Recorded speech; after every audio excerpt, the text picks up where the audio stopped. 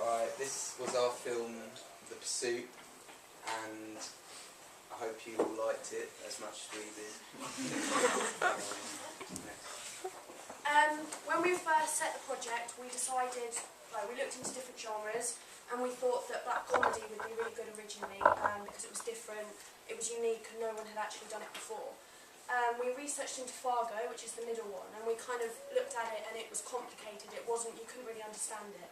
So we decided to go with action instead, because there was more resources that we could use. It wasn't limited, and it was easier but different at the same time.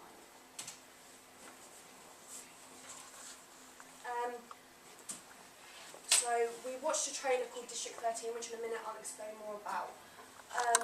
That was kind of our inspiration. That's what kind of made us want to do action in kind of a chase film.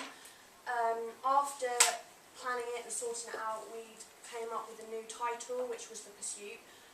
We stuck to the genre, but changed the storyboard a bit and the storyline and what we kind of wanted to base it around. Pursuit is an action movie. It's about two characters, one being the pursuer, which was Seamus's character, and one being the escapee, which was Hakeem's character. We then kind of thought about the mise en scène, which is kind of colours. So to attract the audience that we wanted to attract it to, we thought about dark colours, we thought about upbeat music, and we were thinking about how we wanted to start it and how we wanted it to end, and we already had in our heads kind of the camera shots that we wanted to use.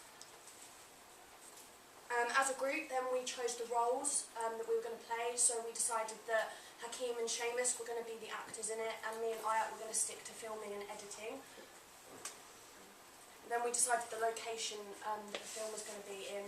We were going to do it at the school, but we thought that we weren't actually allowed, there was restricted rules. We wanted to kind of do it on the roofs and jump from the roofs, but there were rules that we couldn't do it, so we decided to do it in town, which we thought that would be really good because there were people around to make it look realistic. So this is District 13. It's a French film. It was made in 2004 by Pierre Morel.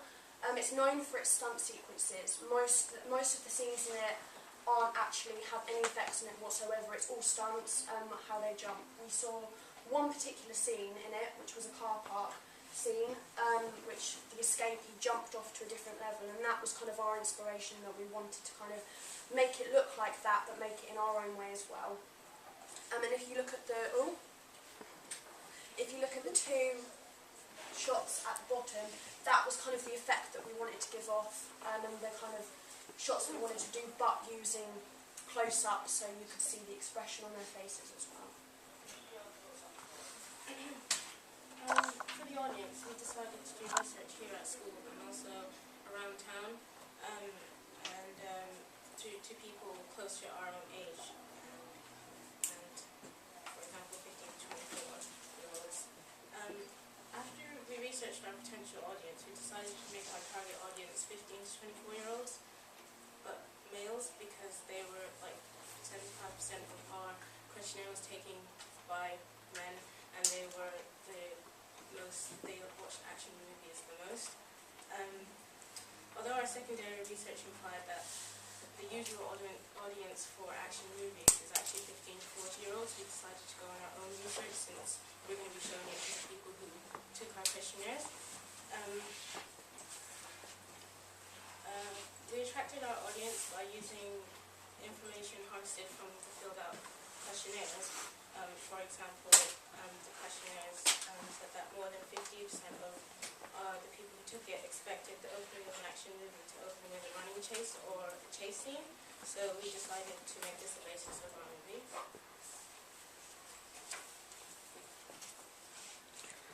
After the preliminary task, we researched more into editing tools and camera angles and camera shots and effects.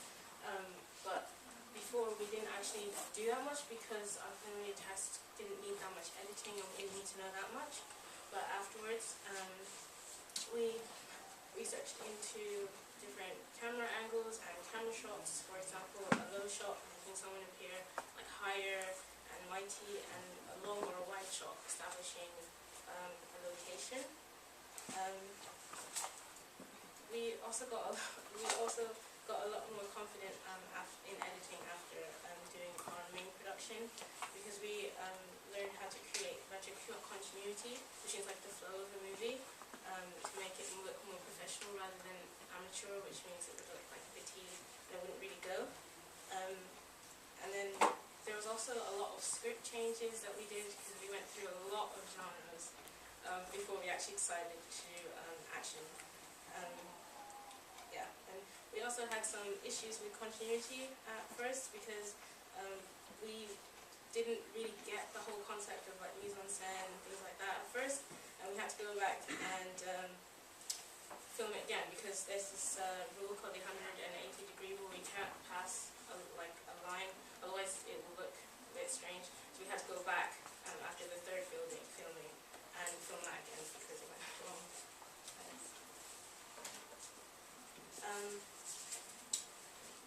When we started to edit, we didn't actually know how to use Final Cut Express, because it was new to us and none of us had really used Max before. So we had to work a lot on this program, but we did like learn a few things, like how to do, how to get the recording sign up to make it look like it had a CCTV effect, and also slow motion, which Hakeem will explain later on in the other slide, and also how to. This is our introduction editing. This is how we edit it. And you see that a cross dissolve, which made the black screen, so it just faded in nicely, continued the continuity, so it just fit together quite perfectly. Alright, this shot of my face is it's supposed to, like, the reason we use an extreme close-up of it is to make it seem more uncomfortable, like make the characters seem more edgy, and we did the idea of putting my sunglasses down, because it's the only time you see in my eyes in the whole film, so it kind of connotates, it's very mysterious, and we changed the colour of these titles basically to just differentiate from each character. This is a close-up of my face, but this is only a close-up, not like Seamus's extreme close-up. We used the close-up just because it shows a more innocent kind of character. As you can see, I'm not in the centre of the screen, which means I'm moving away from the action. I have an open background, which means I can get away as easy if I wanted to. This basically just shows why we used the titles in which way we did.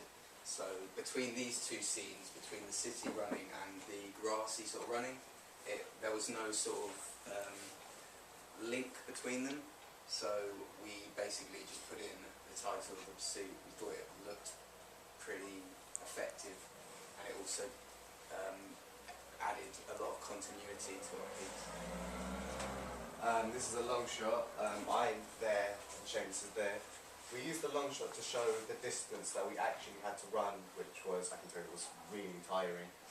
We run from one side of Cambridge to the other, but like I said, it's just showing the distance of how far we actually had to make this work.